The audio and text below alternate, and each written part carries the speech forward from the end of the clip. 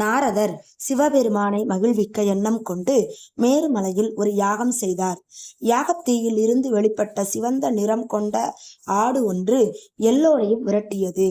எதிர்பட்டவர்களை கொன்றது.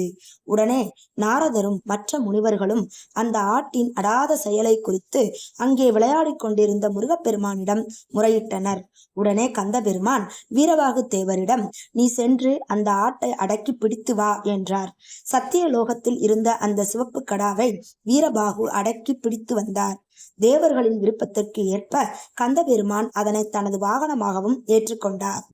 ஒரு நாள் கையிலையில் சிவபெருமானை தரிசித்துவிட்டு பிரம்மன் திரும்பி வந்தபோது முருகப்பெருமான் அவரை தன்னுடன் விளையாட அழைத்தார்.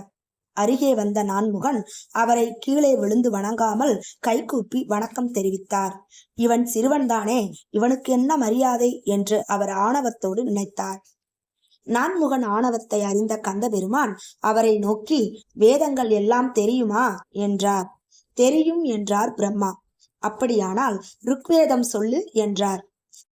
பிரம்மா உடனே ஓம் என்று ஆரம்பித்தார். இடைமறித்த முருகன், ஓம் என்றால் என்ன, அதன் பொருளை சொல்லிவிட்டு வேதம் சொல்லத் தொடங்கு என்றார். நான்முகன் பெருமைக்குரிய ஓம் என்ற பிரணவ பொருளை சிந்திக்கும் போது தன்னை மறந்தார், உலகை மறந்தார், முருகன் கேட்ட கேள்வியையும் மறந்துவிட்டார். சொரூபத்தில் ஒடுங்கினார். அதனால் அவரிடமிருந்து எந்த பதிலும் வரவில்லை. உனக்கு பிரணவத்திற்கே பொருள் சொல்ல தெரியவில்லை, நீ படைப்பு தொழில் செய்வது தவறு என்று சொன்ன முருகன் அவரை சிறையில் அடைத்துவிட்டு தானே சிருஷ்டி தொழிலை நடத்தினார். பிரம்மதேவரை சிறையில் அடைத்து பலகாலம் கழிந்தது. தேவர்கள் திருமாலிடம் முறையிட்டனர். அவர்கள் அனைவரும் கையிலை சென்று நந்தி தேவரிடம் தெரிவித்தனர். முருகனை தான் சமாதானம் செய்வதாக நந்தி தேவர் சொல்லி அவரிடம் சென்றார். ஆனால் அவர் சொல்வதை ஏற்காத முருகன் நந்தியை விரட்டி அடித்தார். இறுதியாக சிவபெருமானே முருகனிடம் சென்றார். அவரை வணங்கிய முருகன், அப்பா, தாங்கள் வந்த காரணத்தை நான் அறிவேன். பிரணவத்திற்கு பொருள் தெரியாத பிரம்மன் படைப்பு தொழில் செய்வது தவறு என்பதால் அவரை சிறையில் அடைத்தேன். இன்னும் கூட அவரது ஆணவம் அடங்கவில்லை என்றார். மகனே, காரணம் இல்லாமல் நீ நான்முகனை சிறையில் அடைத்திருக்க மாட்டாய் என்பதை நான் அறிவேன். இது போன்ற தவறுகளை சரி செய்வதற்காகத்தான் நீ எனக்கு பதிலாக அவதரித்திருக்கிறாய் என்று கந்தனை பாராட்டிய ஈசன் அருகே வந்து குழந்தையை அணைத்து கொண்டு, நான்முகனும் அறியாத பிரணவ பொருளை நீ அறிந்திருந்தால் எனக்கும் சொல்லு என்று புன்னகையோடு கேட்டார். முழு முதல் கடவுளாகிய தாங்கள் முன்னொரு காலத்தில் என் தாய் உமையம்மைக்கு உபதேசித்த பிரணவ பொருளை நான் பலரும் அறியும்படியாக உறக்கச் சொல்வது தகாது என்று முருகன் கூறினார்.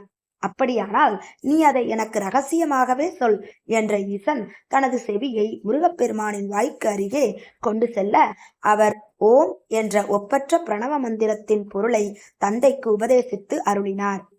சிவபெருமான் முருகப்பெருமானை பார்த்து, குமாரா, பிரணவ பொருளை மற்றவர் கேட்க உறக்கச் சொல்வது தகாது என்றாயல்லவா? உன்னை சுற்றி லட்சக்கணக்கான வீரர்கள் இருக்கும்போது சொல்ல வேண்டாம் என்று கருதி அன்று நான்முகன் பிரணவ பொருளை சொல்லாமல் இருந்திருக்கலாம் அல்லவா என்றார். தந்தையே, நான் தவறு செய்து விட்டேனா? இதை எனக்கு உணர்த்துவதற்காகவா தாங்களும் என்னிடம் ரகசியமாக பிரணவ உபதேசம் கேட்டருளினீர்கள்? தங்களை வழிபடுவோருக்காக தாங்கள் எதையும் செய்வீர்கள் என்பதை நான் அறிவேன். இப்பொழுது பிரம்மதேவரை விடுவிக்கிறேன் என்று மனமுருக கூறி நான்முகனை விடுதலை செய்தார். நான்முகன் விடுதலை அடைந்தது குறித்து தேவர்கள் பெருமகிழ்ச்சி அடைந்தனர். சிவபெருமான் கையிலையை அடைந்தார். முருகப்பெருமான் கந்த வெப்புக்கு போனார். அங்கே அகத்திய முனிவருக்கு பிரணவ பொருளை உபதேசித்தார்.